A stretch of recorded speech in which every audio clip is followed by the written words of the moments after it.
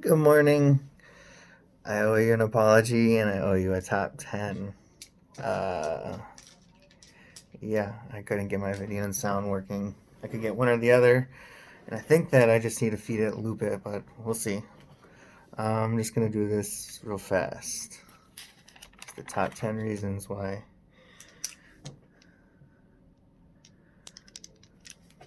The Office isn't funny. Number 4. Typecast. Steve Carell hasn't grown any as an actor since the void left in 2013 by his exit. Was he kicked off because he wasn't funny? Or was he let go because he had better things to do? Because I don't think he's grown. I'm going to cross these off so I don't do them again. Number 8.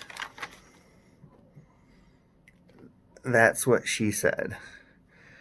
That's What She Said is a staple for that stupid show, and not only is it boring and sexist and stupid and repetitive, but I was trying to look it up. They said it 49 times. Doesn't seem like a lot, but there's only 201 episodes. But when it aired in 2009, the average show was like 20 minutes to 20.5 minutes if you're not including the 10 minutes or so of ad airtime and commercials and stuff like that. So if you really want to talk about it, I did the math on it. 201 episodes, 49, That's What She Says, works out to 4.28 per episode. So you're hearing it 4.8 every minute. So it's like, if I did that, if I fucking said that, I just started talking and then in every fucking 4.8 minutes said that's what she said. Is that really funny? I mean, seriously, is that funny? So, yeah, that's why The Office isn't funny. Number 8. Done. Here we go. 6. Space Force. So, is Space Force funny for any of you that have seen Space Force? It's got pretty much the same exact freaking writers that do the same exact thing with Steve Carell. It's already been done. If you don't like Space Force, you might think it's not funny. If you don't think it's funny, it's because it's already been done in The Office. What we can deduce from that is The Office is not funny. 6. Uh-oh. My super amazing stand just dropped. 9.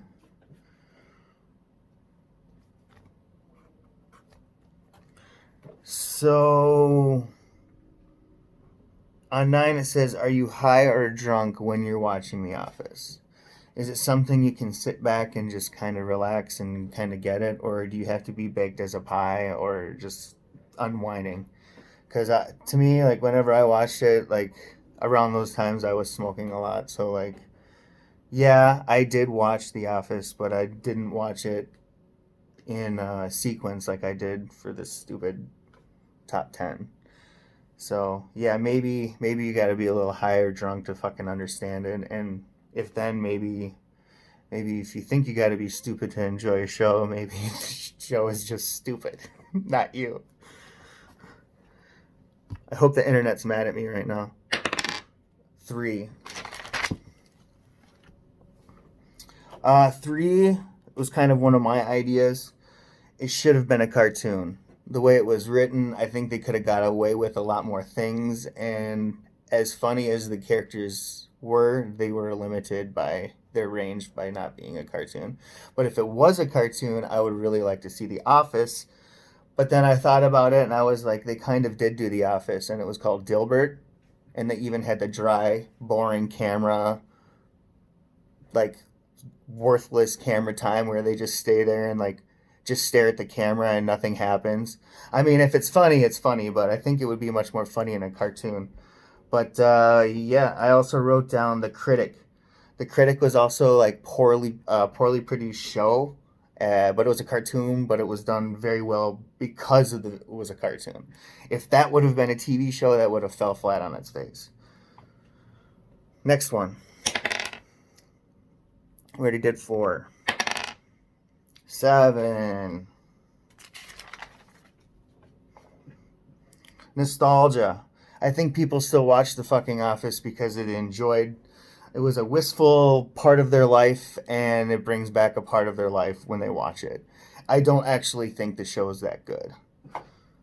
So, yeah, they just associate it with a good time, and then ergo, The Office is good. But I don't agree with that.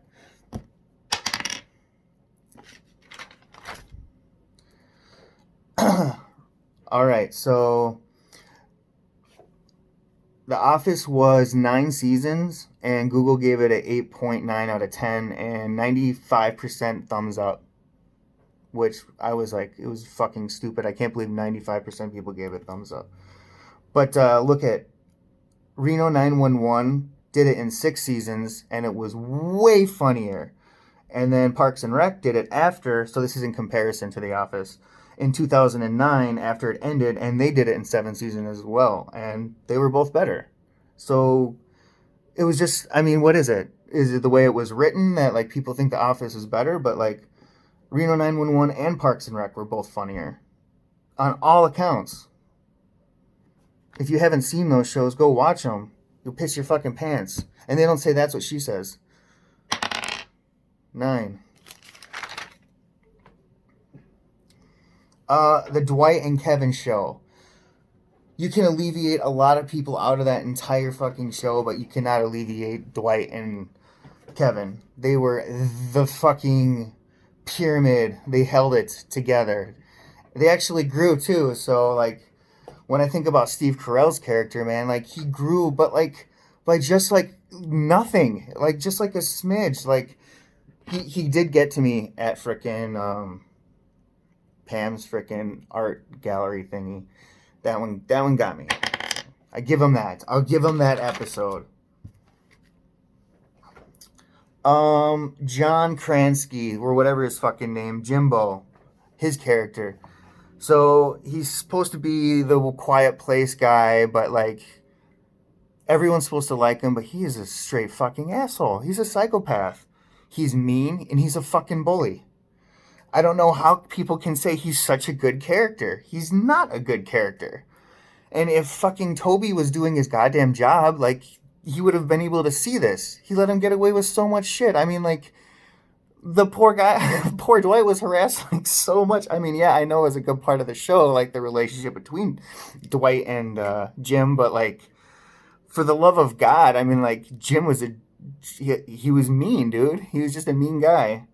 But he did it in a nice way, and he had a cute smile, and it was aesthetically pleasing. So I guess that's okay, right? No, it's not okay.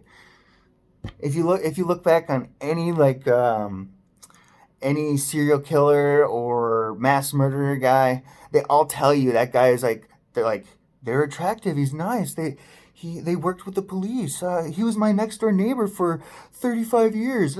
He was such a good person. Those are the fucking people you gotta worry about. If you ask me, Jimbo was Dexter. So that's a little bit of a spin on his character, but think of it like that. Next one. Okay, so I have one as Steve Carell not being funny. He's empty and empathetic in some aspects, but like in almost every way, like his entire character as being your boss, you're supposed to hate him.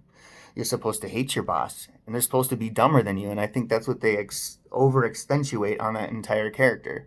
They overdo it because I think you can have anyone working as Steve Carell on that show in that role and do just fine. Steve Carell completely just overacts the entire time. If you like Steve Carell, you're probably a Friends fan and fucking love Ross.